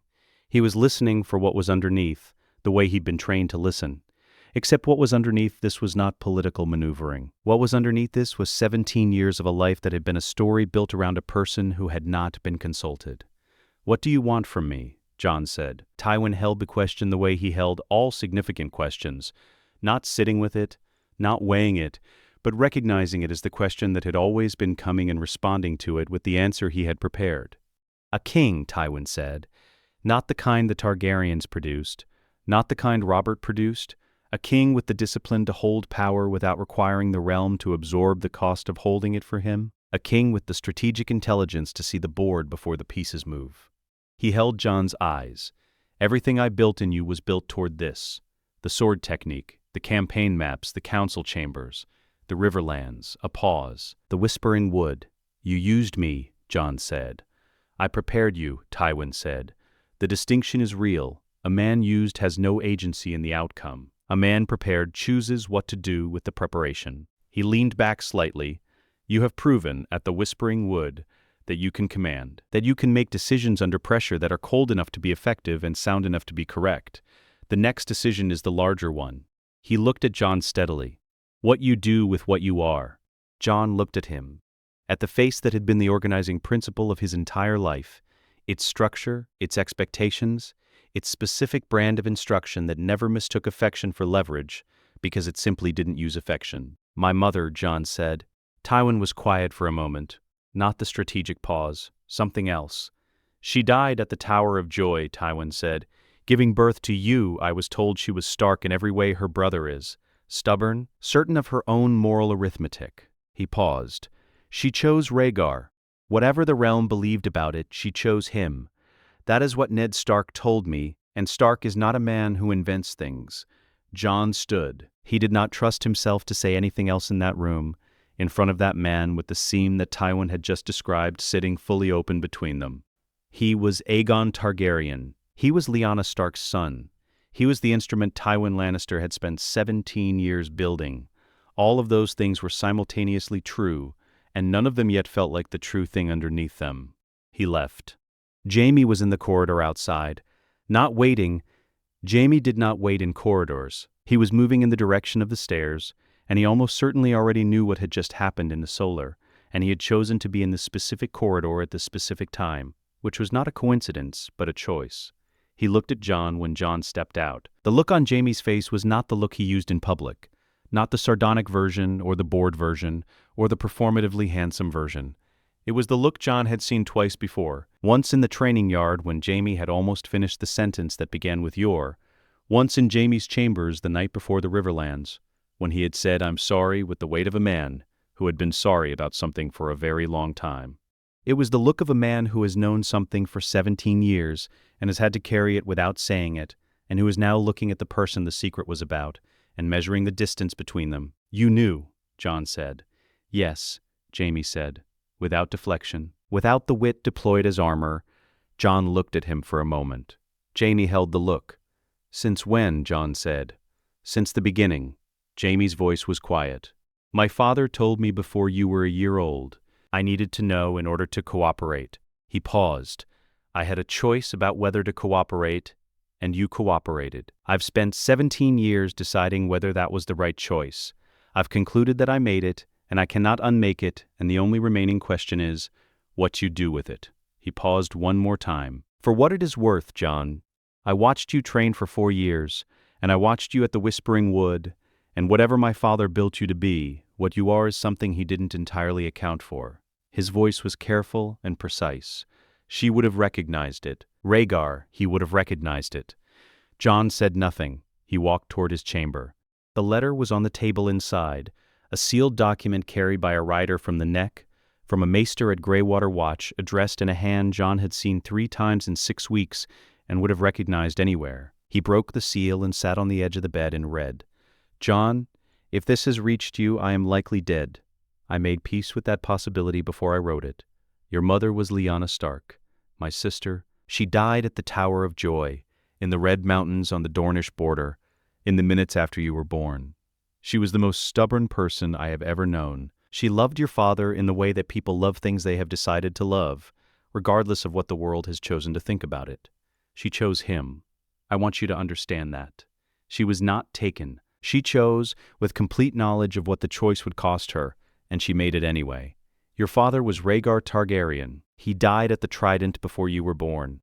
Everyone who knew him and was willing to speak honestly of him said he was a good man who made a choice that destroyed him and everything around him. I do not say this to comfort you. I say it because you deserve the true account. She made me promise to protect you. I told her I would. I have spent 17 years arguing with myself about whether what I did constitutes keeping that argument. What I know is this. You are Lyanna's son. Whatever name you were given, whatever house raised you, whatever they have made of you since that tower, underneath all of it, you are hers. She held you for less than an hour. She knew you for less than an hour. She loved you in that hour with the same completeness that she brought to everything else she decided to love. I looked at your face in a Godswood and saw her. I am glad I had the chance to look. Be worthy of it. Ned Stark. Jon sat on the edge of the bed in the dark, with the letter in his hands for a long time. He thought about Tywin's version of the same facts, the precision of it, the strategic geometry, the cold, accurate accounting of what Jon was, and what Jon was worth, and what Jon could be made to do with the right application of preparation. All of it true, all of it landing with the flat authority of things that were correct. He thought about this letter. The same facts. She held you for less than an hour. She loved you in that hour, landing somewhere entirely different, with a weight that had nothing to do with leverage and everything to do with the specific, irreducible heaviness of being told that someone died loving you before they knew you. He thought about what Tyrion had said in the library. The story constructed around a person is not the same as the person. He thought about the direwolf stopping still and certain in the dark. He thought about Robb Stark's gray eyes saying the word hill with something underneath it that neither of them had had language for. He folded the letter carefully and held it between both palms, feeling the paper, the texture of it, the realness of it. He was Aegon Targaryen. He was Lyanna Stark's son. He was the instrument Tywin had spent 17 years building. And he was, underneath all 3 of those true things, something that none of them fully described, the thing Tyrion could see the edges of, the thing Grey Wind had recognized and then walked away from without attacking, the thing Ned Stark had looked at in a Godswood and almost named. Jon sat in his chamber with 2 versions of his own truth and began for the first time to understand that neither of them was his. His was still forming, and it was going to require a decision that no one in the city, not Tywin, not Jaime, not Tyrion, had calculated for. The intelligence arrived as a single sentence from an outrider Jon had positioned at the Trident crossing 3 weeks ago, when managing a river crossing was still the most complicated thinking required of him. Lord Frey entertains northern lords at the Twins. Large stores of wine arriving by cart. The inner gates are being positioned. Gates being positioned. Not opened, not closed. Positioned, the specific preparation of an entrance designed to become an exit only after the guests inside have ceased to be in any condition to use one. Jon read it twice. Then he went to find Tyrion. Tyrion was in the library, which was where Tyrion was when he wasn't somewhere being loud about something, and he was not surprised to see Jon in the doorway. That told Jon that Tyrion had already known, or suspected, or noticed something Jon's outrider had only just confirmed for Jon himself. "The twins," Jon said. "Yes." Tyrion closed the book he hadn't been reading. "It's been in arrangement for 6 weeks. My father and Walder Frey have been corresponding since before the Whispering Wood." He looked at Jon with the directness he used when performance had become too expensive to maintain. Capturing Robb Stark was never going to be sufficient to end the war. The Northern Lords still in the field, Karstark, Umber, the Mormont forces, what remains of the Tully River captains, they can sustain a rebellion for years without Robb at its head. Martyrs are more durable than commanders. My father has always understood that. He paused. I've been serving in his place as acting hand while the campaign demands his attention in the field, which means I've seen the correspondence. How many at the Twins now? Jon said. Enough that afterward there would be no functioning northern command structure remaining. Tyrion held Jon's gaze. The feast is tonight. The Frey gates close on a signal. He paused. Jon, what are you going to do? What needs to be done? Jon said. Tyrion looked at him for a moment with the expression of a man who has reached the correct conclusion slightly before being told what it is. Then make the argument in terms he can accept, Tyrion said carefully. Walk in there and call it wrong, and he removes you from the board entirely. Walk in there and show him why it's strategically insufficient. A pause. You might get somewhere. Tywin was at his desk. The Riverlands map was spread across the campaign table, and Kevin had placed markers at the Twins showing the positions of northern forces being funneled toward it. The arrangement had been weeks in the making. It was nearly complete. Jon closed the door behind him. Tywin did not look up.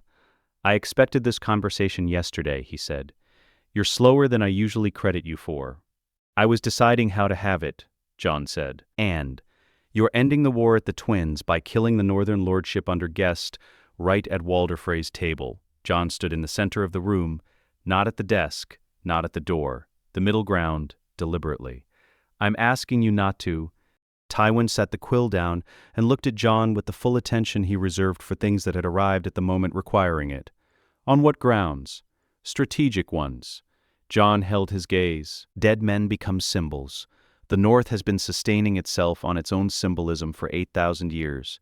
The Long Night, the Kings of Winter, every war it has ever fought is underwritten afterward by the legend it constructed about what the dying meant. If you massacre the northern lordship under Guest right in a Frey's hall, the Freys who are despised by every house north of the Neck, you don't end the rebellion, you end this generation of it, and you plant the foundation of the next 3.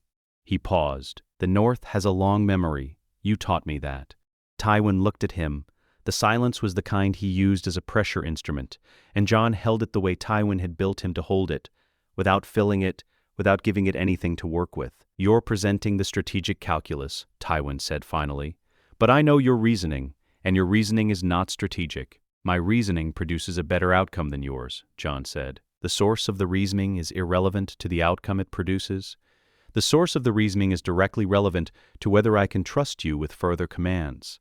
Tywin's voice remained level. It was always level. You have been given information about your identity. You are now standing in this room arguing against a military conclusion I have reached, because the people dying at the Twins carry a name that now means something to you that it did not mean before. He paused. This is the seam I warned you about. And I'm telling you, Jon said that the seam produces a better outcome than closing it. If it serves you to read this as a strategic argument rather than a personal one, then read it that way. The argument holds on either reading. Tywin was still. The fire in the grate burned without drama. The markers on the campaign table waited in their positions. The Northern Lord's alive, Tywin said slowly, and negotiating terms I dictate is a less complete victory than the Northern Lord's dead. It's a more durable one, Jon said. Dead men leave sons. Sons leave grudges. Grudges leave wars. There are 2,000 years of Targaryen history confirming the pattern, built by men who made your calculation at the end of every war and spent the following generation managing what grew from it. He held Tywin's eyes. Alive, the Northern Lords can swear. They can be bound to their oaths. They can be governed. Dead, they become a wound the North picks at every 30 years until something breaks open. The silence returned and held. Tywin looked at the map, then at Jon, then at the map again. The argument is sufficient. Tywin said finally. "It is not your real argument. We both know that. But it is sufficient." He picked the quill back up. "You have 4 hours before the Frey gates close. If you intend to act, do it before then. And Jon," his voice did not change, "when this is done, you and I are going to have a different conversation than this one. Be ready for it." He rode for the twins with 30 men and no banners, pushing the horses harder than the road warranted. He reached the crossing at the 3rd hour, when the great hall of the twins was lit from within, and the sounds of celebration in its early stages carried across the water. The northern lords were inside. The inner gates were positioned exactly as described, open enough to invite, angled to close. Jon did not go inside. He sent one man in, a rider with a message written in Jon's own hand, unsigned. "The arrangement between Lord Frey and the Lannisters is known. Leave the feast separately. Leave now." He waited on his horse at the crossing and watched the light in the hall windows and listened to the sounds of a celebration that did not yet know it was something else. The first northern lord emerged within 8 minutes, Lord Karstark moving with the particular efficiency of a man who had spent a lifetime not trusting Freys and had just been given professional confirmation. He did not look back. He walked to his horse and rode north without speaking to anyone. Then others, not a flood, ones and twos emerging at intervals, reading the message and reading the hall, and reading Walder Frey's fixed compensatory smile, and making the calculation that required no further information. Each man who left made it easier for the next to leave, and each empty chair in the feast hall made the arrangement that much more difficult to execute. By the end of the hour, the great hall of the twins held Freys, and wine, and a feast prepared for a purpose it would not serve tonight. Jon sat on his horse at the crossing and looked at the torchlight in the windows, and did not move for a long time. He thought about what the war was now. Longer, more expensive, ending at a table rather than a massacre, with terms rather than silence. He thought about what Tywin would make of it, which he already knew, acceptable, barely, and temporary. The second conversation Tywin had promised was coming, and it would not be conducted in a language Jon could redirect with strategic argument. He thought about Ned's letter. She chose, with complete knowledge of what the choice would cost her. He thought about what it meant to make a choice with complete knowledge of its cost. He had just found out. He turned his horse and rode back toward King's Landing with his 30 men and the specific, unfamiliar weight of having done something that was entirely, irrevocably his.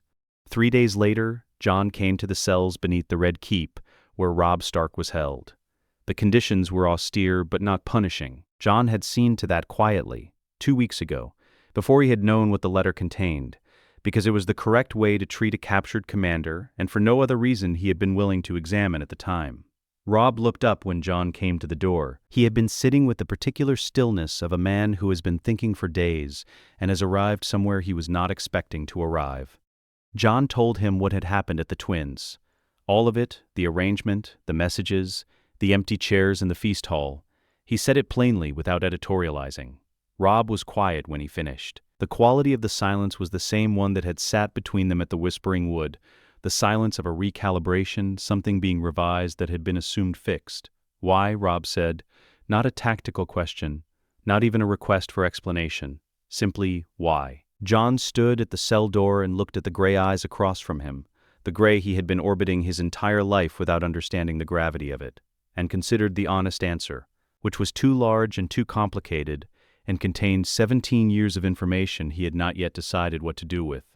Because some decisions cannot be undone, Jon said, and the ones that can't be undone should be chosen deliberately, with full knowledge of what they cost. He paused. Someone told me that once. I've been deciding whether I believed it. Robb looked at him for a long moment. Something was moving behind his eyes. The same working through that Ned Stark had done in A God's Wood. The same attempt to locate the thing in Jon's face that the name Jon Hill did not explain. "You're not what you appear to be," Robb said, quietly, without accusation. "No," Jon said, "I'm not." He left Robb Stark in the dark with that answer, which was the truest thing he had said to anyone in 17 years. The war was not over. The North was not broken. Tywin had accepted the argument, and the argument had purchased time rather than resolution, and the reckoning gathering at the edge of that time was coming regardless of how well the argument had been made. But Jon walked back through the Red Keep and felt, beneath all of it and underneath the weight of every coming consequence, something he had not previously felt and had no existing category for, not relief, Not satisfaction, not the clean resolution of a strategic objective achieved. Agency. Specifically, irreducibly, undeniably his. He had made a choice that no one who built him had calculated for. He carried it carefully. He did not intend to put it down. The conversation Tywin had promised arrived the morning after Jon returned from the twins, in the gray hour before the Red Keep decided what kind of day it intended to have. Tywin was standing at the window again, the second time in Jon's life he had found him there. Jon understood now that this was what Tywin did when he had prepared for something carefully, and was choosing to show that preparation, the posture of a man who has already arranged the room and is waiting for the other person to walk into it.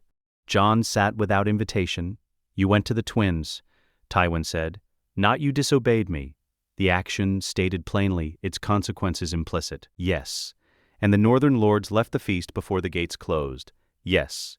Tywin turned from the window and looked at Jon with the complete undecorated attention he reserved for assessments he intended to be final. He sat across from Jon, not behind the desk, beside it, the same configuration as the morning he had said, "Your name is Aegon Targaryen."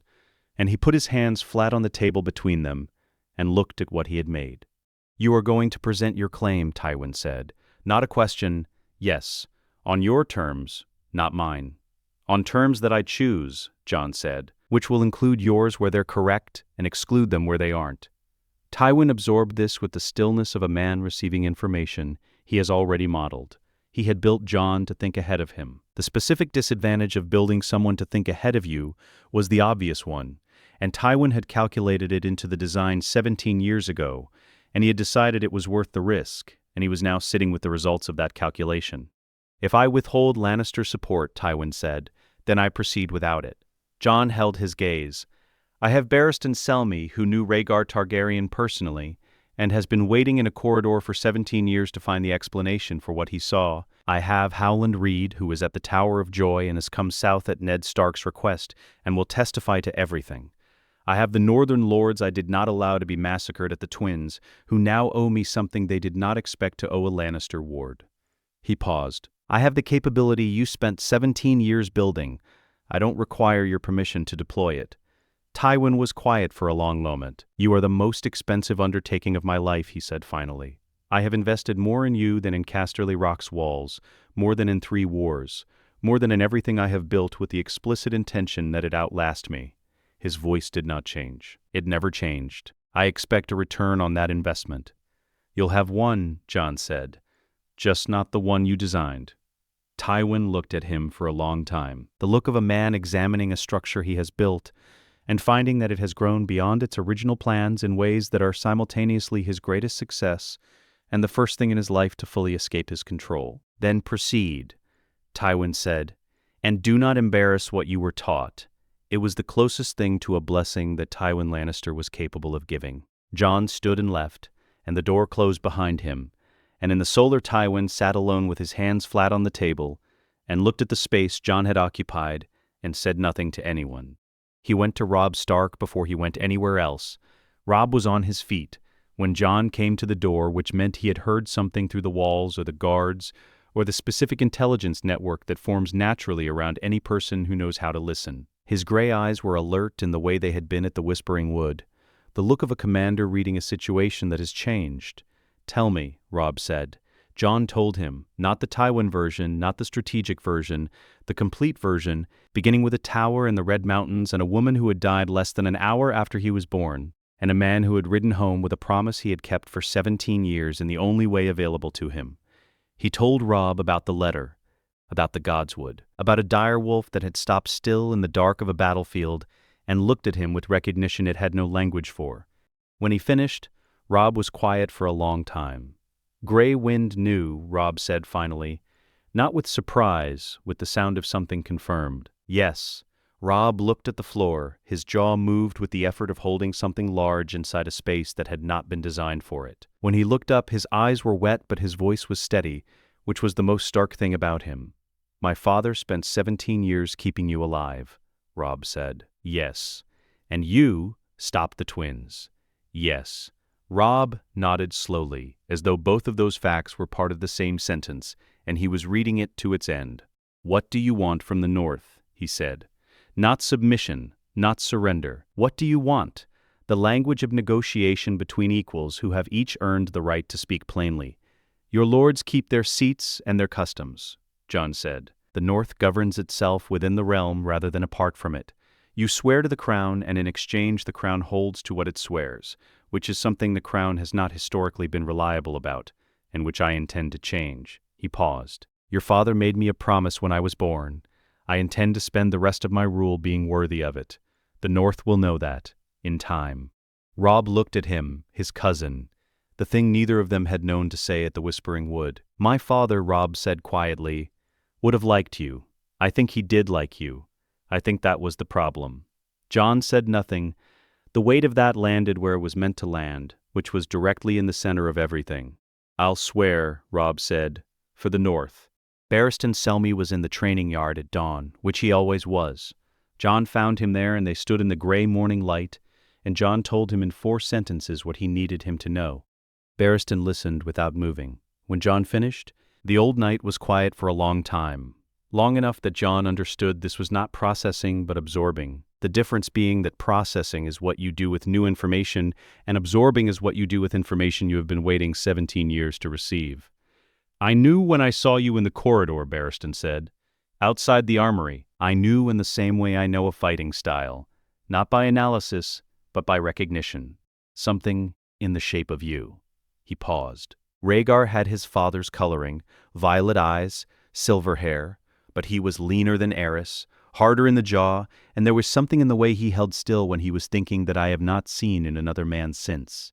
He looked at Jon directly. Until the armory corridor, you hold still the same way. The blood finds its expression in unexpected places. He straightened. An old knight, the best of his generation, putting on the posture of a man resuming a duty he had thought discharged. I would like to stand beside you when you make your claim. I have wanted to do something worthy of the office since I failed the children in the sack.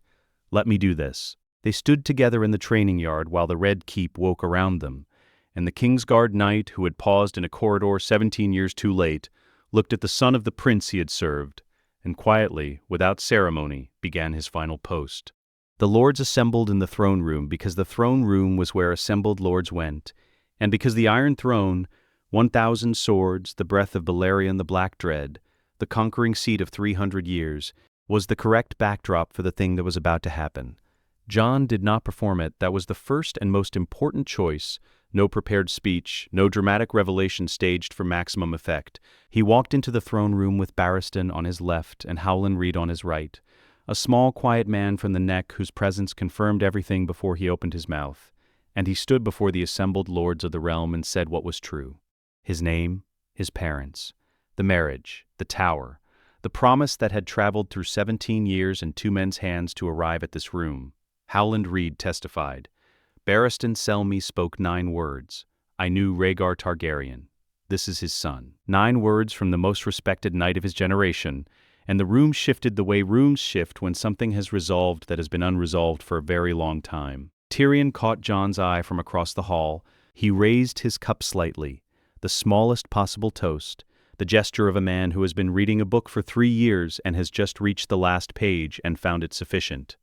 Jon looked at the Iron Throne. 1,000 blades melted into a seat, built to be uncomfortable because Aegon the Conqueror had believed that a king who sat easily on his throne was a king who had forgotten what it cost.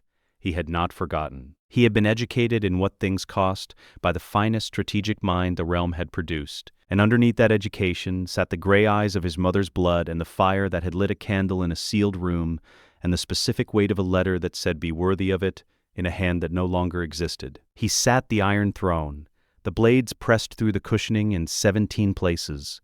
He felt each one. He did not move. Tywin Lannister lived 3 more years. He never said, to Jon or to anyone, that what he had built had turned out the way he had intended. He did not need to say it.